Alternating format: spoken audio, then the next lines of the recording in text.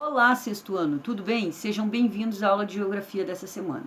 Nas aulas anteriores, primeiro nós falamos sobre o surgimento do planeta Terra e na aula que antecedeu a esta, na semana passada, nós falamos um pouco sobre as atividades vulcânicas e a tectonia das placas e como é que elas transformam o nosso relevo. Mas para que a gente consiga chegar nas unidades de relevo, né, de planalto, planície e depressões, para que a gente possa ver isso mais a fundo mais adiante, primeiramente nós precisamos falar um pouquinho sobre os agentes transformadores de relevo, mas que são agentes externos. Para vocês acompanharem esse conteúdo, vocês podem continuar lá no livro de vocês, a partir da unidade, deixa eu achar, 6, a face da Terra, na página 250 especificamente. Como é que as rochas se desgastam? Nós falamos então anteriormente como é que as rochas se formavam, né? Primeiramente nós falamos da questão do vulcanismo, que formam ilhas, né, que através do resfriamento do magma formam-se e dão origem a novas rochas. E a gente vai tornar a falar sobre isso ainda nessa aula. Mas primeiramente, como é que as rochas se desgastam? Tem como gastar uma rocha? Já ouviram um ditado que diz assim: água mole em pedra dura, tanto bate até que fura? Esse ditado é real. Por quê? Porque a água é um dos agentes externos.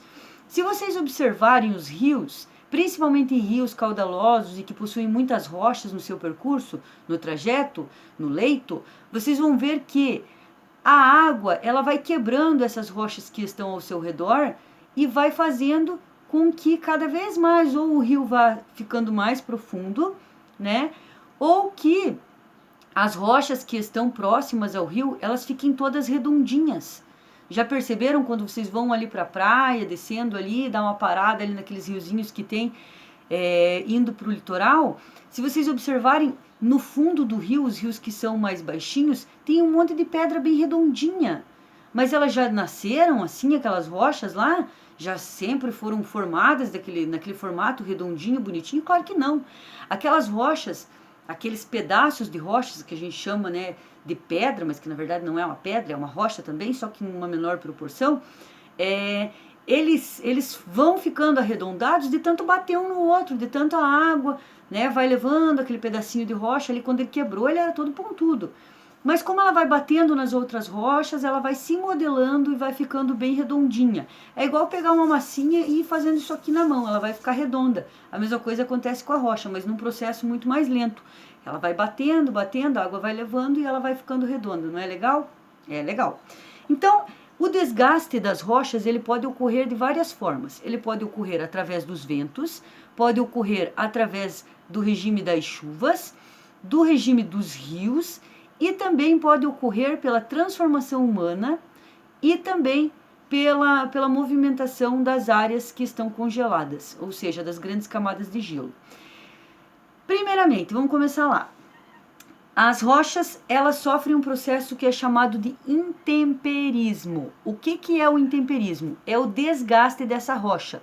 Então, todo e qualquer desgaste de rocha é chamado de intemperismo. Olha que nome bonito para dar para o cachorro. Intemperismo. Ó, sempre falo que em geografia tem muito nome legal para os animaizinhos. Pessoal, vamos lá. Então, o intemperismo, ele pode ser físico ou ele pode ser químico. Quando o intemperismo é físico, é aquela situação que eu falei para vocês lá da pedrinha que rola no rio e que vai ficando cada vez mais com uma aparência arredondada, tá? Aquela rocha que quebrou, que era bem bruta, vai rolando, rolando, rolando, vai perdendo essas partes que são mais pontiagudas e vai ficando com um formato arredondado. A isso se dá o nome de intemperismo físico, porque houve uma ação física, ela se movimentou, algo bateu naquela rocha. Então é intemperismo físico. Já o intemperismo químico, ele ocorre por um processo de modificação, um processo químico. De que forma? Imagine o seguinte, nós temos lá uma rocha, tá? E essa rocha, ela fica lá exposta ao sol durante muito tempo. Esse aquecimento que ocorre na rocha pode fazer com que ela, tudo que aquece, na verdade, expande, ele fica um pouco maior, ele vai se soltando. É igual casa de madeira, durante o dia pega sol, a casa vai abrindo os poros da madeira, a madeira fica mais expandida, olha que nome mais feio. Mas quando chega a noite, a madeira se contrai por conta do frio. E isso acontece com as rochas também. Claro que a gente não percebe isso, né? De ficar lá olhando uma rocha no sol lá, vai falar, nossa, olha, a rocha está expandindo, meu Deus, ela ficou enorme. Não, não vai acontecer isso. Mas, lentamente, quando ela fica muito exposta ao sol, ela meio que expande suas partículas. Quando esfria, ela contrai. E nesse processo químico de expandir e contrair, a rocha pode fazer o quê? Quebrar. E aí, a esse processo nós damos o nome de intemperismo químico. Olha que loucura que é essa natureza. E aí, pessoal, nós temos a erosão, então, eólica, através do vento. Aqui no Paraná a gente tem inclusive o Parque Estadual de Ponta Grossa. Quem tiver a oportunidade um dia de conhecer, vá, porque vale muito a pena. Então lá nós temos várias rochas calcárias, que são rochas que foram modeladas através do vento. Então o vento, né, traz outras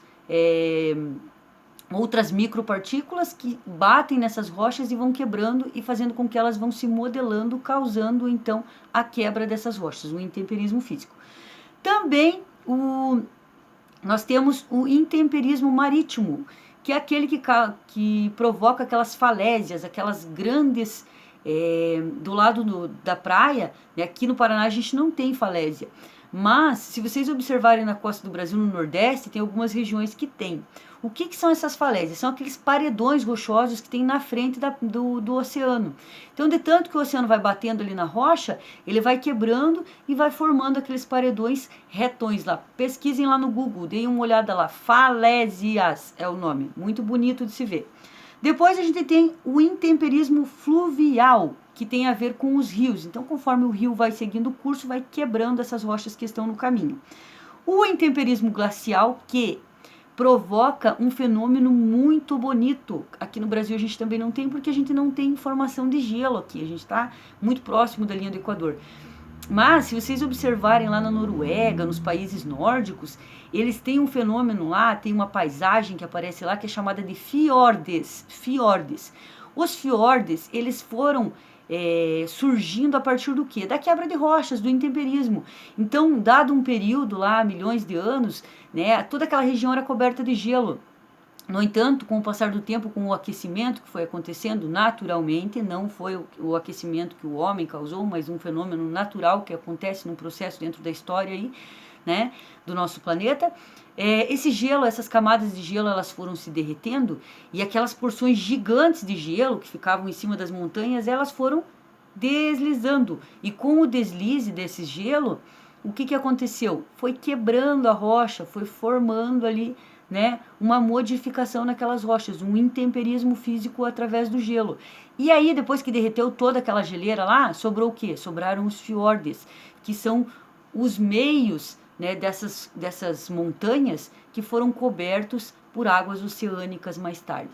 Lindo de ver, procurem lá, fiordes. Quem gosta de assistir série Viking vai ver muito que eles falam bastante lá nos países nórdicos sobre os fiordes. Eles utilizavam muito nas grandes navegações dos vikings.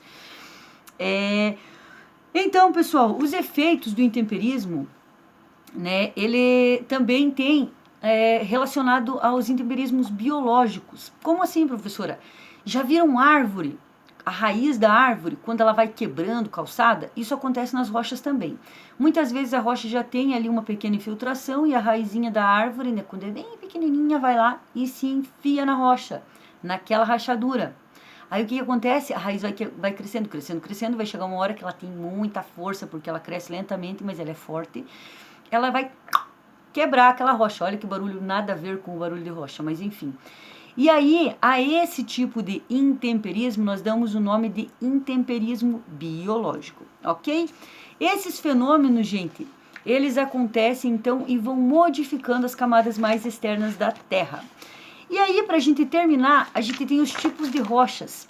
Os tipos de rochas, então, na próxima aula, eu vou voltar nos tipos de rochas, para o nosso vídeo não ficar muito longo, que já tem quase 10 minutos, mas eles são as rochas ígneas, as rochas ígneas ou magmáticas, as rochas metamórficas E também temos as rochas sedimentares. As rochas ígneas ou magmáticas são aquelas formadas através do resfriamento do magma, então o magma que sai lá dos vulcões lá, né, ou das fendas, né, entre as placas tectônicas, ele vai se resfriando e vai dando origem a um novo tipo de rocha, que a gente vai ver que tem dois tipos, tá? As intrusivas e as extrusivas, mas é para a próxima aula. E as rochas que são chamadas também rochas metamórficas, rochas que sofreram um processo de metamorfose. Lembra que vocês viram que a borboleta é lagarta, depois ela vira borboleta, através de um processo de metamorfose? Então, tem rocha que também sofre metamorfose. Não é uma lagarta, era uma rocha, mas se transforma num outro tipo de rocha.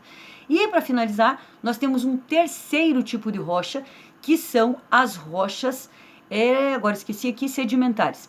Rochas sedimentares que são formadas pelo acúmulo de vários sedimentos de pedacinhos de outras rochas que após um longo período ali de juntas, elas ficam unidas, não se separam mais e dão origem a uma nova rocha. Pessoal, por hoje é isso, tá? A nossa aula, então, tem a ver com as transformações das rochas, né? A destruição das rochas também, pode-se dizer, e a formação de outras rochas, porque uma rocha se destrói e outra acaba surgindo, que são as sedimentares. E na próxima aula nós vamos dar continuidade falando especificamente de todos os tipos de rochas, ok? Se tiverem alguma dúvida, coloquem lá no sistema, ok? Eu vou deixar as atividades lá descritas para vocês também. Um grande abraço, continuem se cuidando, fiquem com Deus. Muita saudade de vocês. Tchau, tchau, sexto ano.